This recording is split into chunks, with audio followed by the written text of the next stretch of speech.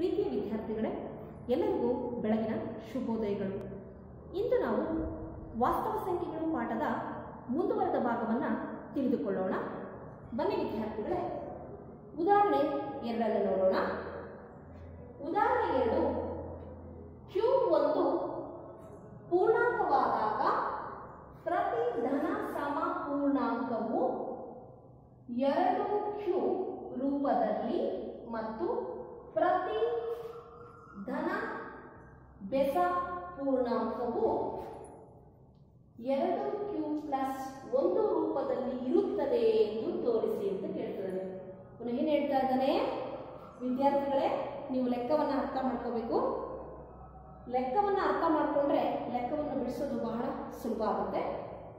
Cube ಒಂದು ಪೂರ್ಣಾಂಕ ಅಂತ ಹೇಳ್ತಾ ಇದ್ದಾನೆ. ಹಾಗಾದ್ರೆ ಪ್ರತಿ ಧನ ಸಮಪೂರ್ಣಾಂಕ, ಧನ ಸಮಪೂರ್ಣಾಂಕ ಯಾವ ರೂಪದಲ್ಲಿರುತ್ತೆ? 2 ಕ್ಯೂಬ್ ರೂಪದಲ್ಲಿ. ಹಾಗೂ ಪ್ರತಿ ಧನ ಬೆಸ ಪೂರ್ಣಾಂಕ ಯಾವ ರೂಪದಲ್ಲಿರುತ್ತೆ?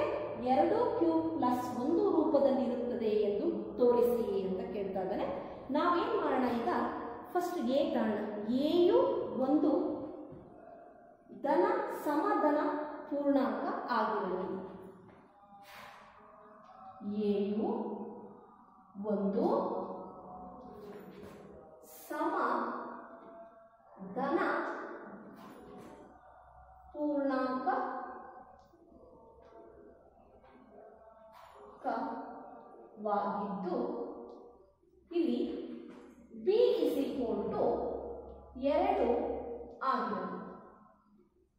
ವಿದ್ಯಾರ್ಥಿಗಳೇ ನೋಡ್ರಿ, ಇಲ್ಲಿ ಯಾವ ರೂಪದಲ್ಲಿ ಅಂತ ಹೇಳ್ತಾರೆ? 2 ಕ್ಯೂಬ್ ರೂಪ ಮತ್ತು 2 ಕ್ಯೂಬ್ ಪ್ಲಸ್ 1 ರೂಪದಲ್ಲಿರೋದ್ರಿಂದ ನಾವು ಬಿ ಬೆಲೆಯನ್ನು ಏನು ತಗೊಳ್ತೀವಿ? 2 ಅಂತ ಹೇಳಿ ತಗೊಳ್ತೀವಿ. ಎಯು ಒಂದು ಸಮಧನ ಪೂರ್ಣಾಂಕವಾಗಿದ್ದು ಇಲ್ಲೇನಾಗುತ್ತೆ? ಬಿ ಇಸ್ ಈಕ್ವಲ್ ಟು 2 ಆಗಿರಲಿ. ಸೊ ಇದಕ್ಕೆ ನಾವು ಯೂಕ್ಲಿಡನ ಭಾಗಾಕಾರ ಪ್ರಮೇಯವನ್ನು ಅನ್ವಯಿಸಿದಾಗ ಯೂಕ್ಲಿಡನ ಭಾಗಾಕಾರ ಪ್ರಮೇಯವನ್ನು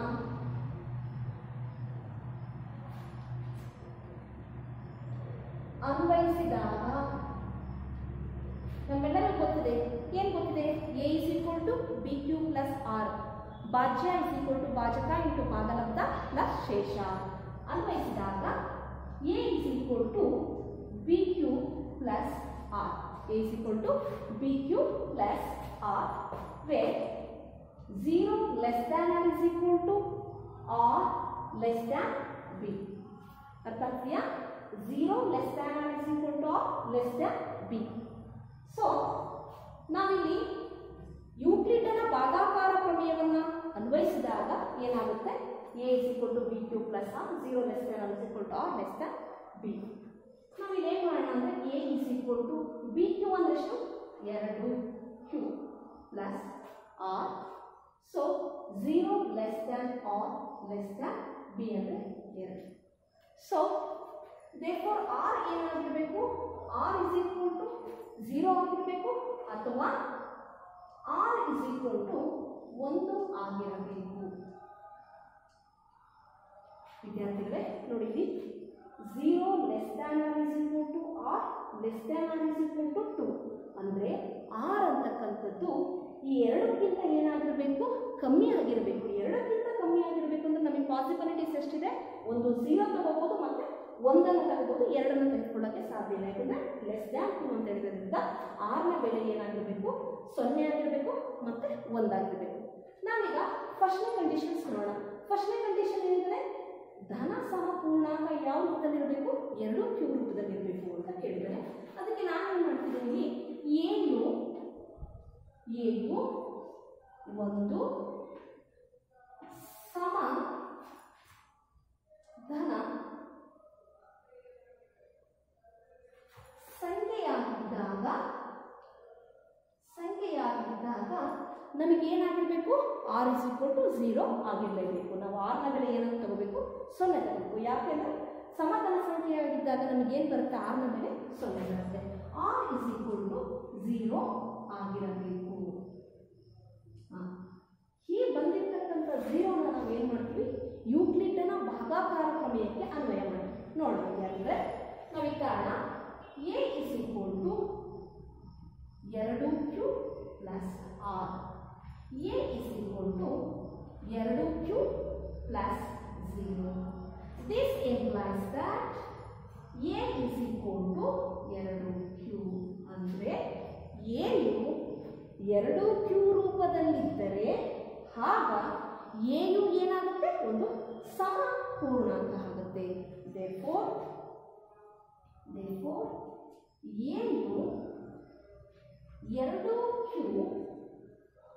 2q ರೂಪದಲ್ಲಿದ್ದರೆ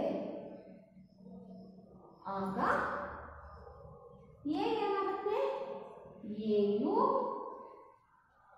ಒಂದು ಸಮಪೂರ್ಣಾಂಕ. ಎಲ್ಲರಿಗೂ ಅರ್ಥ ಆಯ್ತು ಅಂತ ಭಾವಿಸ್ತೀನಿ ವಿದ್ಯಾರ್ಥಿಗಳೇ. ಸಮಪೂರ್ಣಾಂಕ. A is equal to B Q plus R, A is equal to 2q plus R, 0 less than R is equal to R less than 2. ನಮಗೆ ಎರಡು ಪಾಸಿಬಿಲಿಟಿ ಸಿಗ್ತವೆ. ಒಂದು R is equal to 0 R is equal to 1. ನಾವು ಆರ್ನ ಬೆಲೆ conditions ಯಾವಾಗ apply ಆಗುತ್ತೆ ಅಂದರೆ R is equal to 0 condition ಯಾವಾಗ ಅಪ್ಲೈ ಆಗುತ್ತೆ ಅಂದರೆ ಏನು ಒಂದು ಧನ ಸಮಸಂಖ್ಯೆ ಆದಾಗ ಆರ್ ಇಸ್ ಈಕ್ವಲ್ ಟು 0 ಬರುತ್ತೆ. A is equal to 2q plus R, A is equal to 2q plus 0. This implies that A is equal to 2q. ಅದೇ ರೀತಿ ಎಯು ಎಯು 2q ರೂಪದಲ್ಲಿದ್ದರೆ ಆಗ ಎಯು ಒಂದು ಸಮಪೂರ್ಣಾಂಕ ಅಂತ ಹೇಳ್ತೀವಿ. ನನಗಿದು ಫಸ್ಟ್ನೇ ಗೊತ್ತಾಯಿತು. ಇನ್ನು ಉಳಿದಿರೋದು ಯಾವುದು? ಮತ್ತು ಪ್ರತಿ ಧನ ಬೆಸ ಪೂರ್ಣಾಂಕವು 2q ಪ್ಲಸ್ 1 ರೂಪದಲ್ಲಿರುತ್ತದೆ ಅಂತ ತೋರಿಸಿ ಅಂತ ಹೇಳ್ತಾ ಇದ್ದಾರೆ. ವಿದ್ಯಾರ್ಥಿಗಳೇ, ನಾವೀಗ ಏನು ಮಾಡಬೇಕು ಅಂತಂದರೆ ಎನ ಒಂದು ಬೆಸ ಪೂರ್ಣಾಂಕ ಅಂಥೇಳಿ ತಗೊಳ್ಳೋಣ. ನಾವಿಲ್ಲಿ ಏನು ಮಾಡೋಣ, ಫಸ್ಟ್ ಲೆಕ್ಕ ಏನು ಮಾಡಿದ್ವಿ, ಒಂದು ಸಮ ಧನ ಪೂರ್ಣಾಂಕ ಅಂತ ತಗೊಂಡ್ವಿ. ನಾನು ಈ ಸಮ ಜಾಗಕ್ಕೆ ನಾನು ನೆಕ್ಸ್ಟ್ ಏನು ಬರ್ಕೊತೀನಿ, ನೆಕ್ಸ್ಟ್ ಕಂಡೀಷನಲ್ಲಿ ಎಯು ಒಂದು ಬೆಸ ಧನ ಪೂರ್ಣಾಂಕವಾಗಿದ್ದಾಗ, ಎಯು ಒಂದು ಬೆಸ ಧನ ಪೂರ್ಣಾಂಕವಾಗಿದ್ದಾಗ, ಅಲ್ಲಿ ಎಯು ಒಂದು ಬೆಸ ಧನ ಪೂರ್ಣಾಂಕವಾಗಿದ್ದಾಗ ಅಲ್ಲಿ ಕಂಡೀಷನ್ಸ್ ಏನು ಬರುತ್ತಪ್ಪ ಅಂತಂದರೆ, ವಿದ್ಯಾರ್ಥಿಗಳೇ ನಾವು ಸಮಪೂರ್ಣಾಂಕ ಮಾಡಿದ್ವಿ, ಈಗ ಬೆಸ ಪೂರ್ಣಾಂಕ ಬಂದಿದ್ದೀವಿ.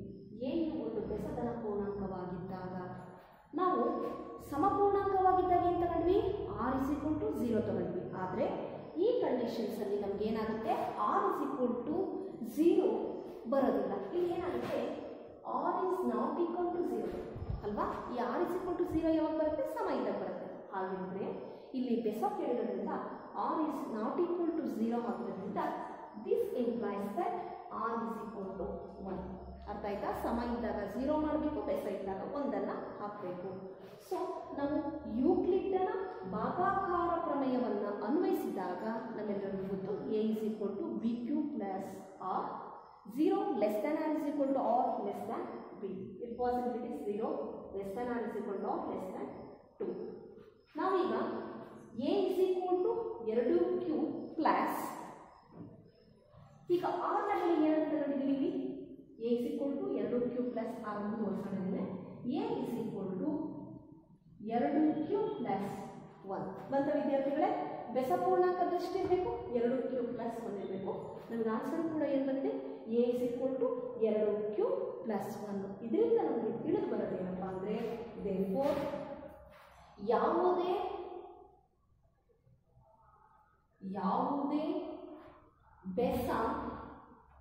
ಯಾವುದೇ ಬೆಸ ಧನ ಪೂರ್ಣಾಂಕವು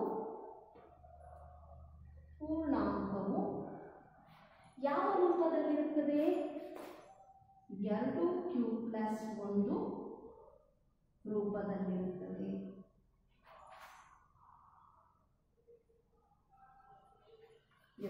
ಪ್ಲಸ್ 1 ರೂಪದಲ್ಲಿರುತ್ತದೆ. A is equal to B Q plus R, A is equal to 2q plus R, where B is equal to 2 and A is equal to 2q plus ಆರ್ನ ಬೆಲೆ ಏನಾಗಿರುತ್ತೆ, 1 ಇರುತ್ತೆ. ಅದನ್ನು ನಮಗೆ ತಿಳಿದು ಬರಬೇಕಂದ್ರೆ ಯಾವುದೇ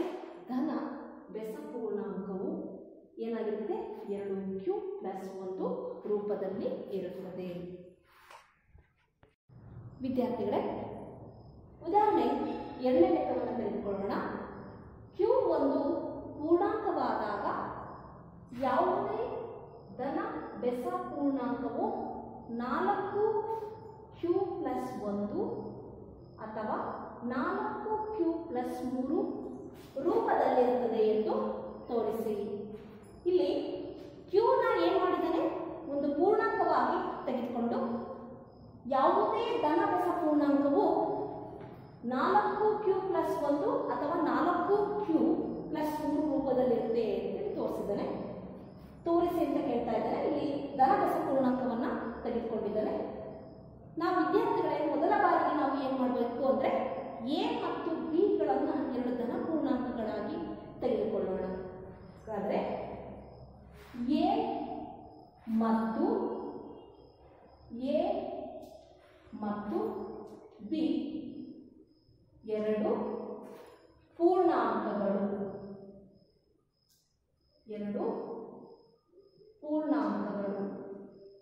ಯಾವ್ಯಾವು?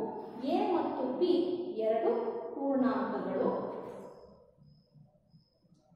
ಮತ್ತು ಎ ಗ್ರೇಟರ್ ದ್ಯಾನ್ ಬಿ ಆಗಿರಲಿ.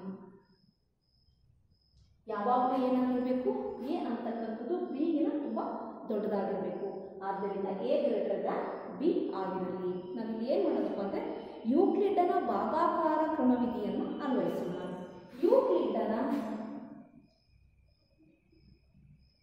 ಯೂಕ್ಲಿಡ್ನ ಭಾಗಾಕಾರ ಕ್ರಮವಿಧಿಯನ್ನು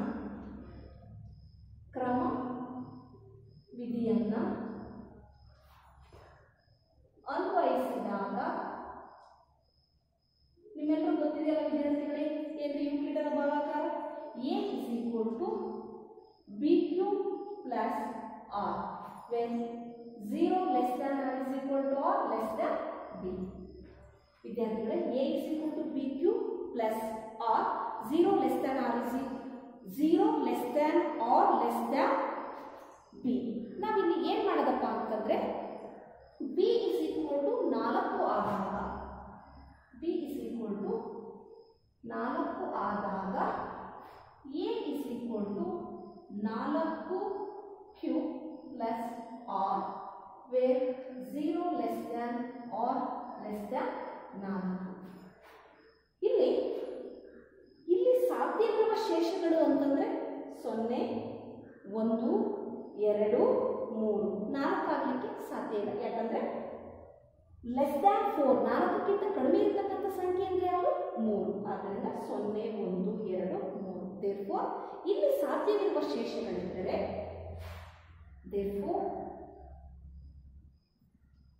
ಇಲ್ಲಿ ಸಾಧ್ಯವಿರುವ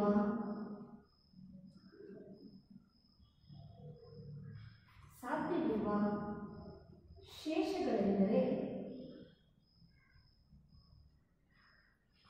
0, 1, 2, 3 ಆಗಿರುತ್ತವೆ. ಸೊ ಈಗ ನಾವೇನು ಮಾಡೋದು ಅಂದರೆ ಮೊದಲಿಗೆ ನಾವೇನು ಮಾಡೋದು, ಆರ್ನ ಬೆಲೆಯನ್ನು 0 ಕೊಡೋಣ, ನಂತರ 1 ಕೊಡೋಣ, ನಂತರ 2, ನಂತರ 3 ಹೀಗೆ ಮಾಡ್ತಾ ಹೋಗಬೇಕು. ಇನ್ನು ನಾವೇನು ಮಾಡೋದು ಅಂದರೆ ಫಸ್ಟ್ ಕೇಸನ್ನು ಏನು ಮಾಡೋದು, ಆರ್ ಇಸ್ ಈಕ್ವಲ್ ಟು 0 ಆದಾಗ first case R is equal to 0 ಆದಾಗ ವಿದ್ಯಾರ್ಥಿಗಳೇ, ಯೂಕ್ಲಿಡ್ನ ಭಾಗಾಕಾರದ ಪ್ರಮೇಯದ ಪ್ರಕಾರ ಆರ್ ಇಸ್ ಈಕ್ವಲ್ ಟು 0 ಆದಾಗ ಯೂಕ್ಲಿಡ್ನ ಭಾಗಾಕಾರ ಪ್ರಮೇಯದ ಪ್ರಕಾರ A is equal to BQ plus R.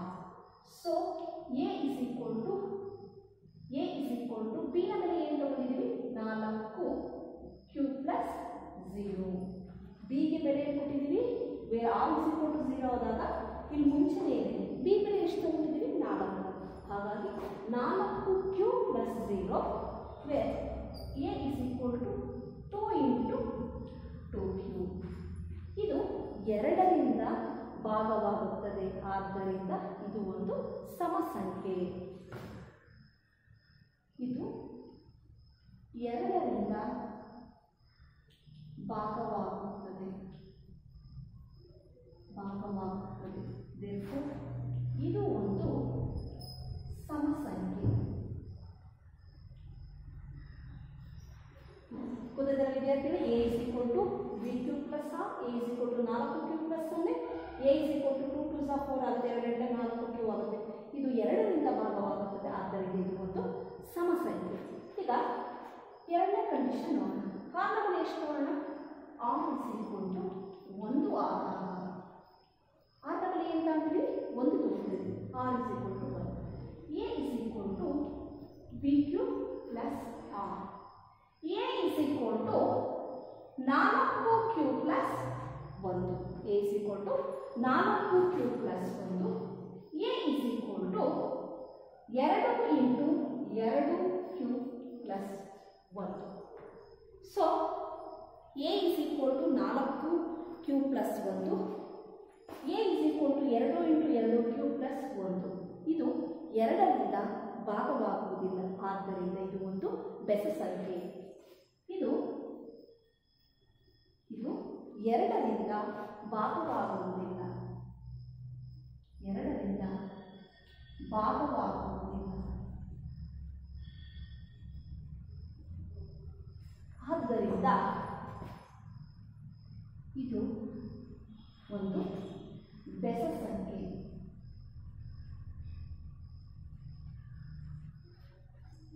Conditions ಅಂತ ತಗೊಂಡ್ವಿ. r is equal to 0 ತಗೊಂಡ್ವಿ, r is equal to 1 ತಗೊಂಡ್ವಿ. ನೆಕ್ಸ್ಟ್ ಯಾವ ತರಬೇಕು. r is equal to 2. r is equal to ಮೂರನೇ condition. r is equal to 2 ಆದಾಗ ಯೂಕ್ಲಿಡ್ನ ಭಾಗಾಕಾರದ ಅನುಕ್ರಮದ ಪ್ರಕಾರ a is equal to b cube plus r. a is equal to b ನ ಬೆಲೆ ಎಷ್ಟಿದೆ. b is equal to 4 cube plus 2. a is equal to 2 into 2 cube plus 1. So ಇದು 2ರಿಂದ ಭಾಗವಾಗುತ್ತದೆ. ಇದು 2ರಿಂದ ಭಾಗವಾಗುತ್ತದೆ.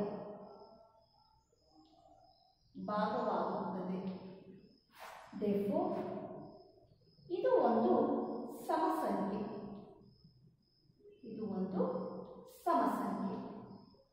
Next conditions ಯಾವುದು. 0 1 2 4ರಿಂದ ಕಡಿಮೆ ಅಂದರೆ ಇನ್ನು ಉಳಿದಿರ್ತಕ್ಕಂಥ ಈ ಒಂದು ಕಂಡೀಷನ್ ಏನಾಗುತ್ತೆ. r is equal to 3. So 4ನೇ condition r is equal to 3 ಆದಾಗ, r is equal to 3 ಆದಾಗ a is equal to b cube plus r. a is equal to 4 cube plus 3. This implies that 4 cube plus 3 ಇರೋದನ್ನ 2 plus 1 ಅಂತ ಮಾಡ್ಬೋದು. Therefore, a is equal to 2 cube plus 1 plus 1. ವಿದ್ಯಾರ್ಥಿಗಳೇ, ಇಲ್ಲಿ a is equal to 2 into 2 cube plus 1 plus 1. ಇದು 2ರಿಂದ ಭಾಗವಾಗುವುದಿಲ್ಲ, ಆದ್ದರಿಂದ ಇದು ಒಂದು ಬೆಸ ಸಂಖ್ಯೆ. ಸೊ ಇದು 2ರಿಂದ ಭಾಗವಾಗುವುದಿಲ್ಲ, 2ರಿಂದ ಭಾಗವಾಗುವುದಿಲ್ಲ, ಆದ್ದರಿಂದ ಇದು ಬೆಸ ಸಂಖ್ಯೆ.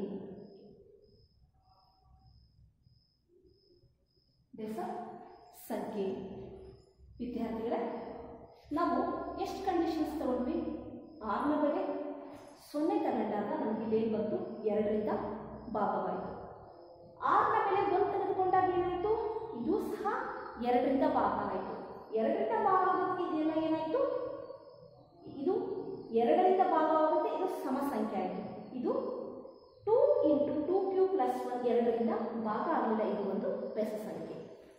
ಈಗ r is equal to 2 ತೆಗೆದುಕೊಂಡಾಗ ಇದು 2ರಿಂದ ಭಾಗವಾಗುತ್ತದೆ, ಇದು ಒಂದು ಸಮಸಂಖ್ಯೆ. ನೆಕ್ಸ್ಟ್ ಕಂಡೀಷನ್ ಯಾವುದು? r = 3 ಆದಾಗ ಇಲ್ಲೇನಾಯಿತು? ಇದು 2ರಿಂದ ಭಾಗವಾಗುವುದಿಲ್ಲ. ಆದ್ದರಿಂದ ಇದು ಕೂಡ ಏನಾಯಿತು? ಇದು ಸಮಸಂಖ್ಯೆ ಆಯಿತು, ಇದು ಬೆಸ ಸಂಖ್ಯೆ ಆಯಿತು. ದೇರ್ಫೋರ್ ಲಾಸ್ಟ್ಗೆ ಯಾವುದೇ ಧನ ಬೆಸ ಪೂರ್ಣಾಂಕವು 4q+1 ಅಥವಾ 4q+3 ರೂಪದಲ್ಲಿರುತ್ತದೆ. ದೇರ್ಫೋರ್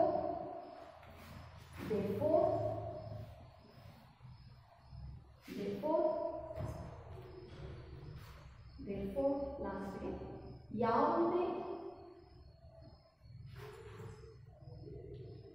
ಧನ ಬೆಸ ಪೂರ್ಣಾಂಕವು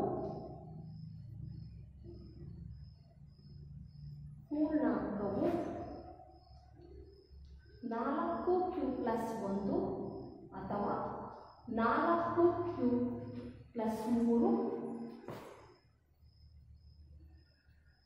ರೂಪದಲ್ಲಿರುತ್ತದೆ. ಬೆಸ ಯಾವಾಗಲೂ ಎಷ್ಟಿರುತ್ತೆ?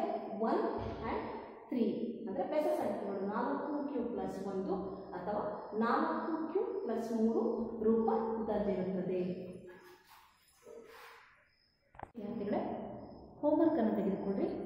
ಅಭ್ಯಾಸ 8.1ರಲ್ಲಿ 2ನೇ ಲೆಕ್ಕ, ಯಾವುದೇ ಧನ ಬೆಸ ಪೂರ್ಣಾಂಕವು 6q+1 ಅಥವಾ 6q+3 ಅಥವಾ 6q+5 ರೂಪದಲ್ಲಿರುತ್ತದೆ ಎಂದು ತೋರಿಸಿ. ಇಲ್ಲಿ q ಒಂದು ಪೂರ್ಣಾಂಕವಾಗಿದೆ. ಈಗ 5ನೇ ಲೆಕ್ಕ, ಅಭ್ಯಾಸ 8.1ರಲ್ಲಿ 2ನೇದಾಯಿತು. ಇವಾಗ 5ನೇ ಲೆಕ್ಕ, ಯೂಕ್ಲಿಡ್ನ ಭಾಗಾಕಾರ ಅನುಪ್ರಮೇಯವನ್ನು ಉಪಯೋಗಿಸಿ ಯಾವುದೇ ಧನ ಪೂರ್ಣಾಂಕದ ಘನವು 9m, 9m+1 ಅಥವಾ 9m+8 ರೂಪದಲ್ಲಿರುತ್ತದೆ ಎಂದು ತೋರಿಸಿ. ವಿದ್ಯಾರ್ಥಿಗಳೇ, ಈ 2 ಲೆಕ್ಕಗಳನ್ನು ನೀವು ಬಿಡಿಸಬೇಕು. ಅಂಕಗಣಿತದ ಮೂಲ ಪ್ರಮೇಯ 8.2 ಅಂಕಗಣಿತದ ಮೂಲ ಪ್ರಮೇಯ. ವಿದ್ಯಾರ್ಥಿಗಳೇ, ಇದು 1 ಮಾರ್ಕ್ಸ್ ಕ್ವಶನ್, ತುಂಬ ಇಂಪಾರ್ಟೆಂಟು. ಅಂಕಗಣಿತದ ಮೂಲ ಪ್ರಮೇಯ ಅಂದ್ರೇನು ಅಂತೇಳಿ ನಿಮಗೆ ಎಕ್ಸಾಮಲ್ಲಿ ಕೇಳ್ತಾರೆ.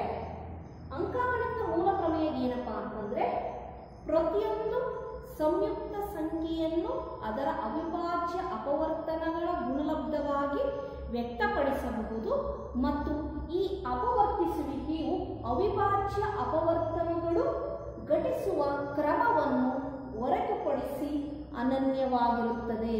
ಇನ್ನೊಂದ್ಸರಿ ಹೇಳ್ತೀನಿ ನೋಡಿ ವಿದ್ಯಾರ್ಥಿಗಳೇ, ಅಂಕಗಣಿತದ ಮೂಲ ಪ್ರಮೇಯ ಎಂದರೆ ಪ್ರತಿಯೊಂದು ಸಂಯುಕ್ತ ಸಂಖ್ಯೆಯನ್ನು ಅದರ ಅವಿಭಾಜ್ಯ ಅಪವರ್ತನಗಳ ಗುಣಲಬ್ಧವಾಗಿ ವ್ಯಕ್ತಪಡಿಸಬಹುದು ಮತ್ತು ಈ ಅಪವರ್ತಿಸುವಿಕೆಯು ಅವಿಭಾಜ್ಯ ಅಪವರ್ತನಗಳು ಘಟಿಸುವ ಕ್ರಮವನ್ನು ಹೊರತುಪಡಿಸಿ ಅನನ್ಯವಾಗಿರುತ್ತದೆ. ಇದನ್ನು ನಾವೇನಂತ ಕರಿತೀವಿ? ಅಂಕಗಣಿತದ ಮೂಲ ಪ್ರಮೇಯ ಅಂತೇಳಿ ಕರಿತೀವಿ. ಈ ಅಂಕಗಣಿತದ ಮೂಲ ಪ್ರಮೇಯವನ್ನು ನಾವು ತಿಳಿದುಕೊಂಡ ಮೇಲೆ 8 ಮತ್ತು 9ನೇ ಕ್ಲಾಸಲ್ಲಿ ನಾವು ಲಾಸಹ ಮತ್ತು ಮಾಸಹ ಬಗ್ಗೆ ನಾವು ತಿಳ್ಕೊಂಡಿದ್ವಿ. ಈಗ ಇನ್ನೊಂದ್ಸರಿ ನಾವು ಅದನ್ನೇನು ಮಾಡೋದು, ಗ್ಲಾನ್ಸ್ ಮಾಡೋಣ. ಮಾಸಹ ಅಂದ್ರೆ ಏನಪ್ಪ ಅಂದರೆ, ಯಾವುದಾದ್ರೂ 2 ದತ್ತ ಸಂಖ್ಯೆಗಳನ್ನು ಕೊಟ್ಟಿರ್ತಾರೆ. ಆ 2 ದತ್ತ ಸಂಖ್ಯೆಗಳಲ್ಲಿ ಅತ್ಯಂತ ಕಡಿಮೆ ಘಾತವನ್ನು ಹೊಂದಿರತಕ್ಕಂಥ ಪ್ರತಿ ಸಾಮಾನ್ಯ ಅಪವರ್ತನಗಳ ಗುಣಲಬ್ಧವನ್ನು ನಾವೇನಂತ ಕರಿತೀವಿ? ಮಾಸಹ ಅಂತ ಕರಿತೀವಿ. ಮಾಸಹ ಅಂದರೆ ಮಹತ್ತಮ ಸಾಮಾನ್ಯ ಅಪವರ್ತನ. ಮಾಸಹ ಅಂದರೆ ಮಹತ್ತಮ ಸಾಮಾನ್ಯ ಅಪವರ್ತನ. ಮಹತ್ತಮ ಸಾಮಾನ್ಯ ಅಪವರ್ತನ. ಕೊಟ್ಟಿರ್ತಕ್ಕಂಥ ಯಾವುದಾದ್ರೂ ದತ್ತ ಸಂಖ್ಯೆಯನ್ನ 2 ದತ್ತ ಸಂಖ್ಯೆಯನ್ನು ಕೊಟ್ಟಿರ್ತಾರೆ. ಆ ದತ್ತ ಸಂಖ್ಯೆಗಳಲ್ಲಿ ಅತ್ಯಂತ ಕಡಿಮೆ ಘಾತವನ್ನು ಹೊಂದಿರತಕ್ಕಂಥ ಪ್ರತಿ ಸಾಮಾನ್ಯ ಅವಿಭಾಜ್ಯ ಅಪವರ್ತನಗಳ ಗುಣಲಬ್ಧವನ್ನು ನಾವೇನಂತ ಕರಿತೀವಿ? ಮಾಸಹ ಅಂತ ಕರಿತೀವಿ. ಈಗ ಲಾಸಹಕ್ಕೆ ಬರೋಣ. ಲಾಸಹ ಅಂದರೆ ಲಘುತ್ತಮ ಸಾಮಾನ್ಯ ಅಪವರ್ತನ.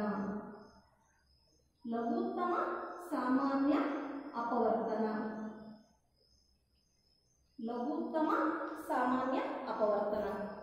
ಕೊಟ್ಟಿರ್ತಕ್ಕಂಥ ಅಥವಾ ದತ್ತ ಸಂಖ್ಯೆಗಳಲ್ಲಿನ ಅತ್ಯಂತ ಹೆಚ್ಚು ಘಾತವನ್ನು, ಮಾಸಾದಲ್ಲೇನಾಗಿತ್ತು ಕಡಿಮೆ ಘಾತ ಆಗಿತ್ತು, ಲಾಸಾದಲ್ಲೇನಾಯಿತು ಅತ್ಯಂತ ಹೆಚ್ಚು ಘಾತವನ್ನು ಹೊಂದಿರತಕ್ಕಂತಹ, ಇಲ್ಲಿ ಪ್ರತಿ ಸಾಮಾನ್ಯ ಇದೆ, ಇಲ್ಲಿ ಪ್ರತಿ ಅವಿಭಾಜ್ಯ ಅಪವರ್ತನಗಳ ಗುಣಲಬ್ಧವನ್ನು ನಾವೇನಂತ ಕರಿತೀವಿ, ಲಾಸಹ ಅಂತ ಕರಿತೀವಿ.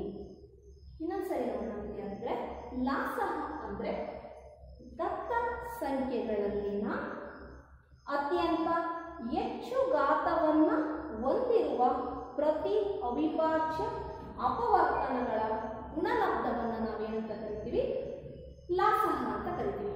ವಿದ್ಯಾರ್ಥಿಗಳೇ, ಉದಾಹರಣೆ 6ನೇ ಲೆಕ್ಕವನ್ನು ನೋಡೋಣ. ಇದನ್ನು ನಾವು 8 ಮತ್ತು 9ನೇ ಕ್ಲಾಸಲ್ಲಿ ಆಲ್ರೆಡಿ ಕಲ್ತಿರ್ತೀವಿ. ಆದರೂ ಕೂಡ ನಮಗೆ ಮುಂದಿನ ಲೆಕ್ಕಗಳಿಗೆ ಅನುಕೂಲ ಆಗಲಿ ಅಂತೇಳಿ ಈ ಒಂದು ಸಿಂಪಲ್ ಆಗಿರ್ತಕ್ಕಂಥ ಲೆಕ್ಕ ಕೊಟ್ಟಿದ್ದಾನೆ. ಉದಾಹರಣೆ 6ನೇ ಲೆಕ್ಕ. ಉದಾಹರಣೆ 6ನೇ ಲೆಕ್ಕ ಏನು ಹೇಳುತ್ತಪ್ಪ ಅಂದರೆ,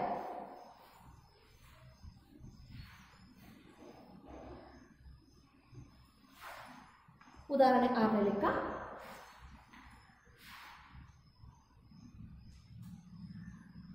6 ಮತ್ತು 20ರ ಲಾಸಹ ಮತ್ತು ಮಾಸಹವನ್ನು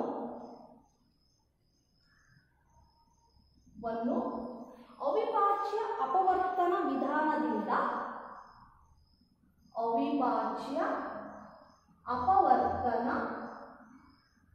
ಅಪವರ್ತನ ವಿಧಾನದಿಂದ ಕಂಡುಹಿಡಿಯಿರಿ.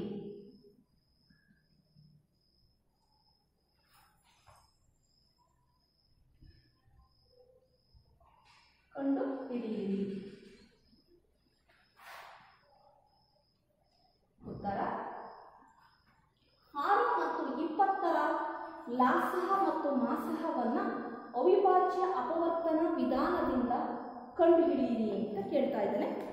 ನಾವು ಫಸ್ಟ್ ಏನು ಮಾಡೋಣ, ಇಂದಿನ ತರಗತಿಯಲ್ಲಿ ತಿಳ್ಕೊಂಡಿರೋದ್ರಿಂದ ಅವಿಭಾಜ್ಯ ಅಪವರ್ತನಗಳನ್ನಾಗಿ ವ್ಯಕ್ತಪಡಿಸೋಣ. ಯಾವ್ಯಾವುದನ್ನು? 6 ಮತ್ತು 20ನ್ನು ಅವಿಭಾಜ್ಯ ಅಪವರ್ತನಗಳನ್ನಾಗಿ ವಿಂಗಡಿಸೋಣ. ಫಸ್ಟ್ ಯಾವ ಕಾರಣ? 6 ಅಪವರ್ತನಗಳನ್ನಾಗಿ ಬರೀ 2 ಎಷ್ಟು? 2 3 6. ಎಷ್ಟಾಯಿತು? 6 2 ಇಂಟು 3. ಹಾಗೆ ವಿದ್ಯಾರ್ಥಿಗಳೇ, 20ನ್ನು ಅವಿಭಾಜ್ಯ ಅಪವರ್ತನಗಳನ್ನಾಗಿ ವ್ಯಕ್ತಪಡಿಸಿದಾಗ 20 ಬರಿತಾ ಇದ್ದೀನಿ. ಯಾವ ರೀತಿ ಮಾಡ್ಬೋದು? 2 10 20, 2 5 10. ಇದನ್ನು ಅವಿಭಾಜ್ಯ ಅಪವರ್ತನಗಳಾಗಿ ಬರೆದಾಗ 2 ಇಂಟು 2 ಇಂಟು 5. ವಿದ್ಯಾರ್ಥಿಗಳೇ, 6ಅನ್ನು ನಾವು 2 ಇಂಟು 3 ಆಗಿ ಬರಿಬೋದು. 20ನ್ನು 2 ಇಂಟು 2 ಇಂಟು 5 ಆಗಿ ಬರೀಬೋದು.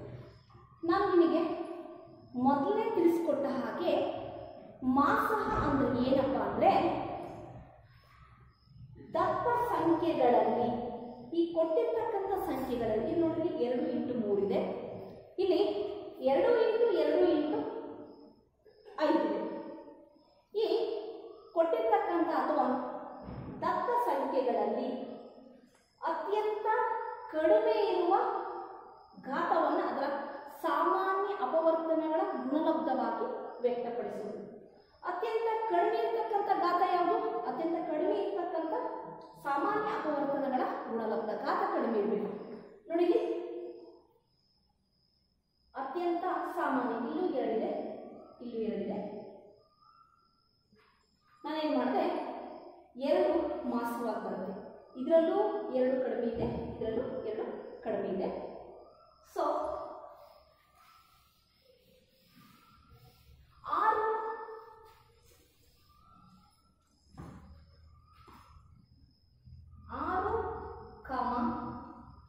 20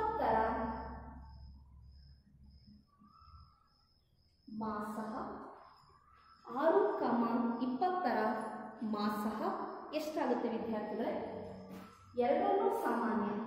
ಅವನು ಮಾಸಹ ಹೇಳ್ದಂಗೆ ಏನಂತ ಹೇಳಿದ್ರೆ, ದತ್ತ ಸಂಖ್ಯೆಗಳಲ್ಲಿ ಅಥವಾ ಕೊಟ್ಟಿರ್ತಕ್ಕಂಥ ಸಂಖ್ಯೆಗಳಲ್ಲಿ ಕಡಿಮೆ ಗಾತ್ರ ಇರ್ತಕ್ಕಂಥ ಸಾಮಾನ್ಯ ಅಪವರ್ತನಗಳ ಗುಣಲಬ್ಧ. ಇಲ್ಲೂ ಎರಡು ಸಾಮಾನ್ಯ ಇದೆ, ಇಲ್ಲೂ ಕೂಡ ಎರಡು ಸಾಮಾನ್ಯ ಇದೆ. ಇಲ್ಲಿ ಮೂರು ಇದೆ, ಏನಾದ್ರು ಮೂರು ಸಾಮಾನ್ಯ ಇದೆಯಾ? ಇಲ್ಲ. ಇಲ್ಲಿ ಎರಡಿದೆ, ಇಲ್ಲಿ ಎರಡಿದೆಯಾ? ಇಲ್ಲ. ಇಲ್ಲಿ ಎರಡು ಸಾಮಾನ್ಯ, ಇಲ್ಲಿ ಎರಡು ಸಾಮಾನ್ಯ ಇರೋದ್ರಿಂದ ಎರಡತ್ರ ಇರ್ತಕ್ಕಂಥ ಎರಡನ್ನ ಸೇರಿ ನಾವೇನು ಮಾಡ್ತೀವಿ, ಒಂದು ಎರಡಾಗಿ ಬರೀತೀವಿ. ಈಗ 6,20ರ ಲಾಸಹವನ್ನು ನೋಡೋಣ. ವಿದ್ಯಾರ್ಥಿಗಳೇ, ನಾನು ಲಾಸಹ ಅಂತ ಏನಂತ ಹೇಳಿದ್ದೆ ಅಂದರೆ, ದತ್ತ ಸಂಖ್ಯೆಗಳಲ್ಲಿ ಅತ್ಯಂತ ಹೆಚ್ಚು ಗಾತ್ರವನ್ನು ಹೊಂದಿರತಕ್ಕಂಥ ಮತ್ತು ಉಳಿದ ಅವಿಭಾಜ್ಯ ಅಪವರ್ತನಗಳ ಗುಣಲಬ್ಧ. ನೋಡಿ, ಇಲ್ಲಿ ಲಾಸಹ ಅಂದರೆ ಇಷ್ಟೇ, ವೆರಿ ಸಿಂಪಲ್. ಏನು ಮಾಸಹ ಏನು ಮಾಡಿದ್ವಿ? ಎರಡು ಮಾಡಿದ್ವಿ. ಸಾಮಾನ್ಯ ಅಪವರ್ತನ ಏನಾಯಿತು? ಎರಡಾಯಿತು, ಎರಡು ಬರ್ಕೊಂಡ್ವಿ. ಆದ್ದರಿಂದ ಲಾಸಹಕ್ಕೆ ಏನು ಮಾಡಬೇಕಪ್ಪ ಅಂದರೆ, ಈ ಸಾಮಾನ್ಯ ಅಪವರ್ತನ ಒಂದ್ಸರಿ ಬರ್ಬಿಡೋದು. ಎರಡರಿಂದ ಸಾಮಾನ್ಯ ಎರಡು ಮತ್ತು ಉಳಿದ ಅವಿಭಾಜ್ಯ ಅಪವರ್ತನಗಳ ಗುಣಲಬ್ಧ. ಉಳಿದಿರವೆ ಯಾವುವು? 2, 3, 5. ಅರ್ಥ ಆಗ್ತಿಲ್ಲ ವಿದ್ಯಾರ್ಥಿಗಳೇ? ಲಾಸಹ ಅಂದರೆ ಸಾಮಾನ್ಯ ಅಪವರ್ತನ ಮತ್ತು ಉಳಿದಿರ್ತಕ್ಕಂಥ ಅವಿಭಾಜ್ಯ ಅಪವರ್ತನಗಳ ಗುಣಲಬ್ಧ. ನಾವೇನು ಮಾಡಿದ್ವಿ ಈಗ? 2 × 3 × 5 ಆಗಿ ಬರ್ಕೊಳ್ವಿ. ಸಾಮಾನ್ಯದಷ್ಟು 2 ಇಂಟು, ಇದು ಸಾಮಾನ್ಯ ಆಯಿತು, 2 ಸೇರಿ 2 ಬಂತು. ಇಲ್ಲಿ ಉಳಿದಿರ್ತಕ್ಕಂಥ ಅವಿಭಾಜ್ಯ ಅಪವರ್ತನಗಳ 2 ಇಂಟು 3 ಇಂಟು 5 ಎಷ್ಟಾಯಿತು? 2 × 4, 4 × 3 12, 12 × 60. ವಿದ್ಯಾರ್ಥಿಗಳೇ, 6,20ರ ಲಾಸಹ 60. ಸೊ 6 ಮತ್ತು 20ರ ಲಾಸಹ ಮತ್ತು ಮಾಸಹವನ್ನು ಅವಿಭಾಜ್ಯ ಅಪವರ್ತನಗಳ ಮೂಲಕ ಕಂಡುಹಿಡಿದ್ವಿ.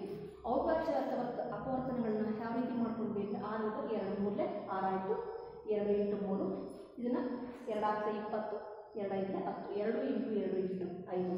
ಇದರಲ್ಲಿ ಸಾಮಾನ್ಯ ಯಾವುದಿರುತ್ತೋ ಅದನ್ನು ನಾವು ಮಾಸಹ ಅಂತ ಬರ್ಕೊಂಡ್ವಿ. ಸಾಮಾನ್ಯ ಅಪವರ್ತನ ಮತ್ತು ಉಳಿದ ಅಪವರ್ತನಗಳ ಗುಣಲಬ್ಧ ಒಟ್ಟಾರೆಯಾಗಿ ಸೇರಿಸಿ ನಾವೇನು ಮಾಡಿದ್ವಿ? ಲಾಸಹ ಮಾಡಿದ್ವಿ. 2 × 4, 4 × 3 12, 12 × 60. ಇದಿಷ್ಟು 6 ಮತ್ತು 20ರ ಮಾಸಹ 2, 6 ಮತ್ತು 20ರ ಲಾಸಹ ಎಷ್ಟಾಗುತ್ತೆ ವಿದ್ಯಾರ್ಥಿಗಳೇ? 60.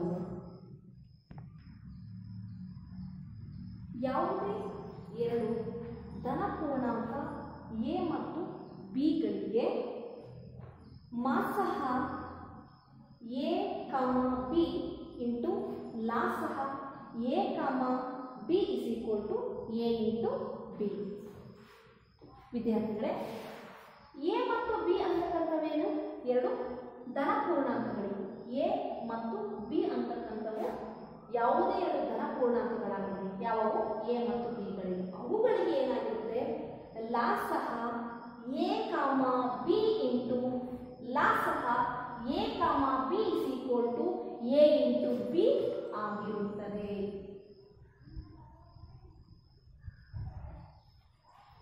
ನಮಗೆ ಯಾವುದಾದ್ರೂ ಎರಡು ಪೂರ್ಣಾಂಕಗಳನ್ನು, ಧನ ಪೂರ್ಣಾಂಕಗಳನ್ನು ಕೊಟ್ಟು ಲಾಸಹ ಮತ್ತು ಮಾಸಹ ಕಂಡುಹಿಡಿಯಿರಿ ಅಂತ ಕೊಡ್ತಾರೆ. ಇದು ಹಿಂದಿನ ಲೆಕ್ಕದಲ್ಲಿ ತೋರಿಸಿದೆ. ನಮಗೇನು ಮಾಡಿದ್ರು? ಎರಡು ಪೂರ್ಣಾಂಕ ಕೊಟ್ಟಿದ್ರು, 6 ಮತ್ತು 20. 6 ಅನ್ನೋದು ಎ ಪೂರ್ಣಾಂಕ, 20 ಅನ್ನೋದು ಬಿ ಪೂರ್ಣಾಂಕ. ಅದ್ರಲ್ಲಿ ನಾವೇನು ಮಾಡಿದ್ವಿ? ಲಾಸಹ ಮತ್ತು ಮಾಸಹ ಕಂಡುಹಿಡಿದ್ವಿ. ನೆಕ್ಸ್ಟ್ ಬರೋ ಲೆಕ್ಕದಲ್ಲಿ ನಮಗೆ ಎರಡು ಪೂರ್ಣಾಂಕ ಕೊಟ್ಟು ಲಾಸಹ ಕೊಟ್ಟರೆ ನಾವೇನು ಮಾಡ್ಬೋದು? ಮಾಸಹ ಕಂಡುಹಿಡಿಬೋದು. ಇಲ್ಲ ಮಾಸಹ ಮತ್ತು ಪೂರ್ಣಾಂಕಗಳನ್ನು ಕೊಟ್ಟಾಗ ನಾವು ಲಾಸಹವನ್ನು ಕಂಡುಹಿಡಿಬೋದು. ಒಂದ್ಸರಿ ಮಾಸಹ ಎ, ಬಿ ಇಂಟು ಲಾಸಹ A, B is equal to A into B ಆಗಿರುತ್ತದೆ.